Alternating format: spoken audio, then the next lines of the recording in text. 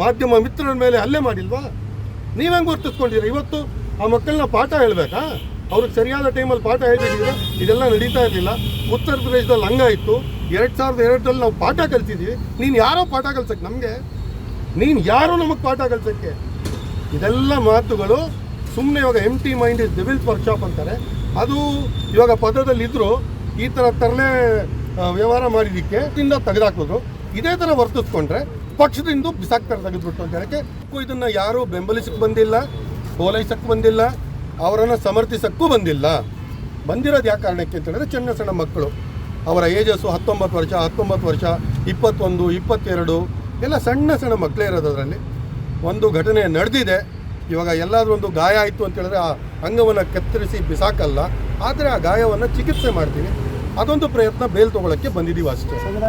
ಅಂತ ಪೊಲೀಸ್ನವರ ಗೌರವರಿಗೆ ಗೌರವ ಇಲ್ಲ ಅಂತ ಹೇಳಿದ್ಮೇಲೆ ಅದು ಸರಾಸರಿ ತಪ್ಪು. ಯಾರೇ ಆಗಿರಲಿ, ಇಡೀ ದೇಶದಲ್ಲಿ ಯಾವುದೇ ಕೋಣೆ ಮೂಲೆಗೆ ಹೋಗ್ಬಿಡಿ ನೀವು, ಎಲ್ಲ ಕಡೆ ಒಂದೊಂದು ಪೊಲೀಸ್ ಸ್ಟೇಷನ್ ಇದೆ. ಅದು ನಮ್ಮನ್ನು ಕಾಪಾಡೋಕ್ಕೋಸ್ಕರ ಇರೋದು, ಬೆಂಬಲಿಸಕ್ಕೆ ಬರಲ್ಲ.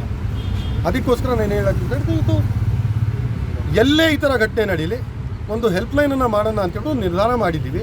ಅದಕ್ಕೆ ನಮ್ಮ ಧರ್ಮ ಮುಖಂಡರನ್ನ ಕೊಂಡಿಸ್ಕೊಂಡು, ನಮ್ಮ ರಾಜಕೀಯ ಮುಖಂಡರನ್ನೂ ಕೊಂಡಿಸ್ಕೊಂಡು ಎಲ್ಲ ಒಂದು ಕಡೆ ಒಂದು ಹೆಲ್ಪ್ಲೈನ್ ಮಾಡೋಣ. ಏನಾದರೂ ಈ ಥರ ಘಟನೆಗಳು ನಡೆದ್ರೆ ಫಸ್ಟು ನಮಗೆ ತಿಳಿಸ್ಲಿ, ನಾವೇ ಆ್ಯಕ್ಷನ್ ತಗೋತೀವಿ.